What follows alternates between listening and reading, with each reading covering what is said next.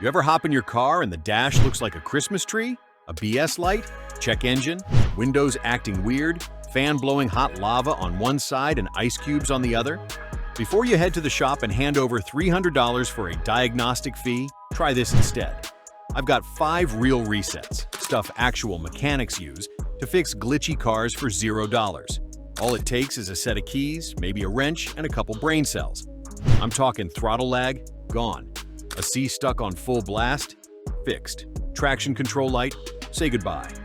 One of these even saved me from replacing a $1,000 HVAC module. Took 90 seconds and a few button presses. But quick warning, do this wrong, you could wipe out stuff like your radio codes or screw up your idle. So I'll tell you what works, what doesn't, and how to reset your car without frying anything. Let's start with the nuclear option, the hard battery reset. Method 1, the hard battery reset that actually works.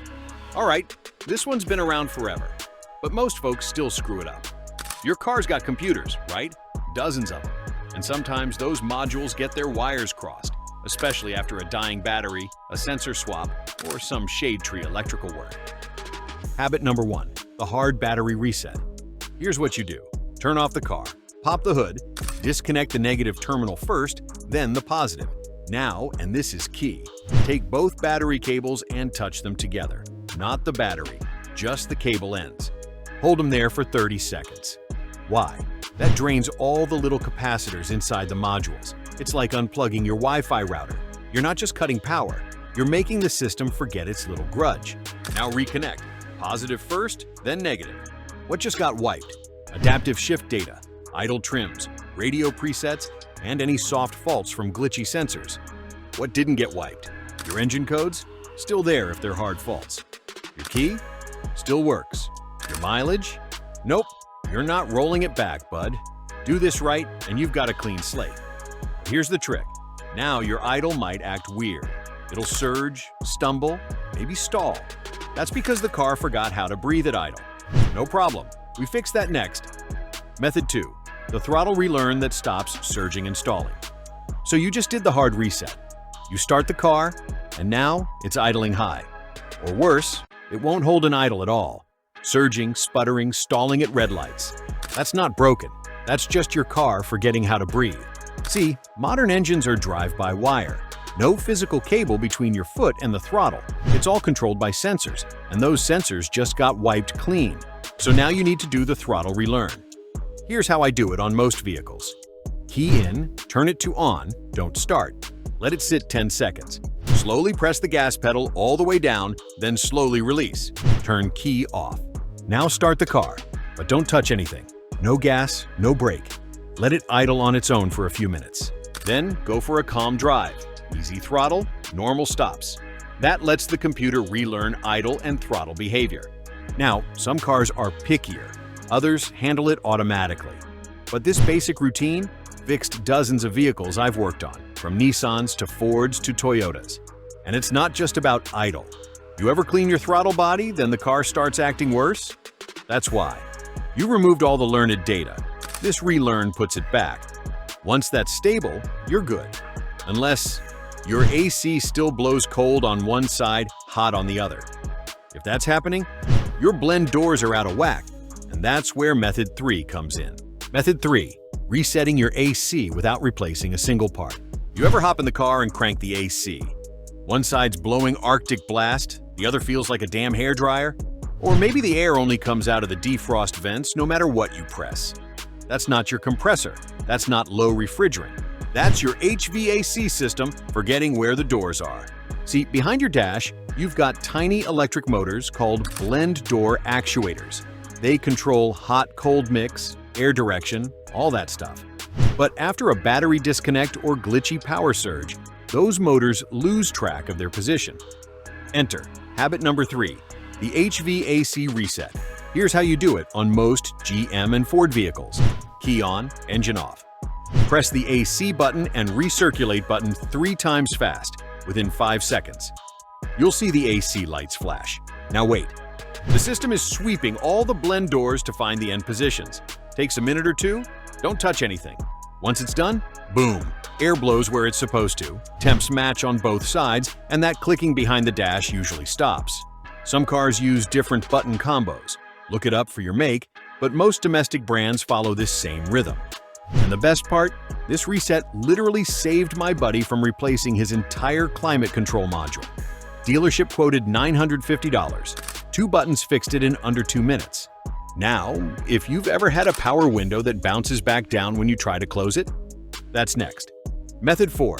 The window fix. That dealerships never tell you about.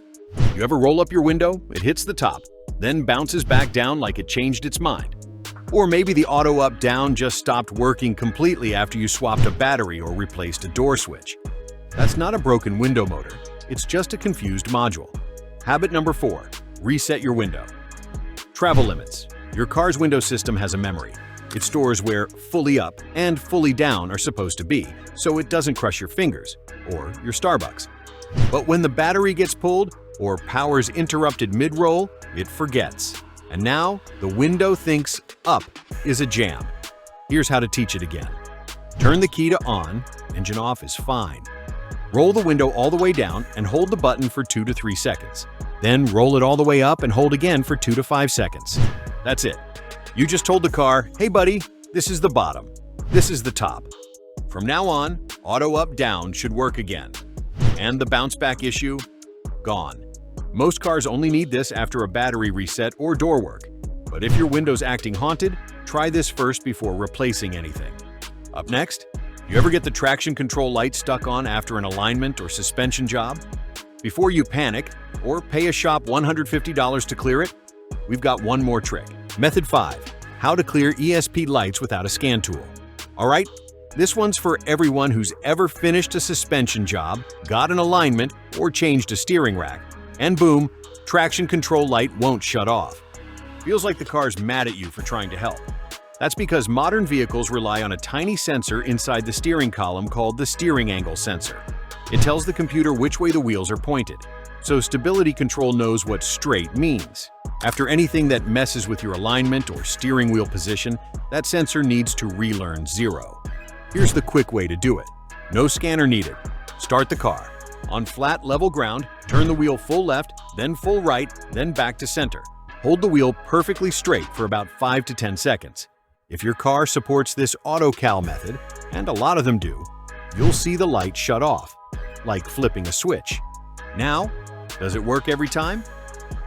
Some cars absolutely need a scan tool to clear that light, but I've personally fixed a dozen stability lights this way after doing tie rods, lower control arms, or rear toe adjustments. Bonus tip: do this before going to the alignment shop. Sometimes just resetting the angle sensor makes their job easier too. Alright, those were the big 5. But I've got 2 lightning-fast bonus resets you'll want in your back pocket too. Bonus number 1, TPMS reset. Without a tool. Got a tire pressure light that won't go away even after airing up?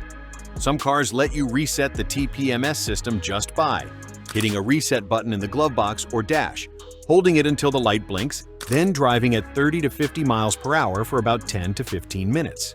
Boom, new pressure values saved. No dealer visit, no scan tool.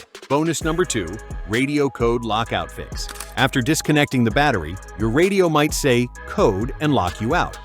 You'll need your radio code, usually printed on a card in your owner's manual or glove box. If not, a dealer can look it up with your VIN. Pro tip: snap a pic of it now and save it to your phone. Future you will thank you. Let's run it back. Battery reset to clear glitchy modules. Throttle Relearn for weird idle or pedal lag. HVAC Reset to fix temp and vent issues. Window Reset to bring back auto up-down. Steering Angle Reset to kill that traction control light. And 2 bonus fixes for tire lights and radio locks.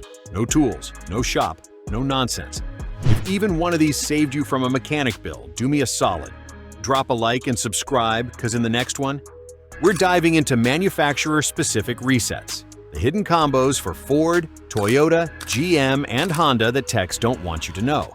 I'll show you where to press, what to hold, and when to let go. And if you've got your own reset trick, drop it in the comments with your car's year and model. Let's build the ultimate cheat sheet for all of us wrench turners. Catch you in the next one.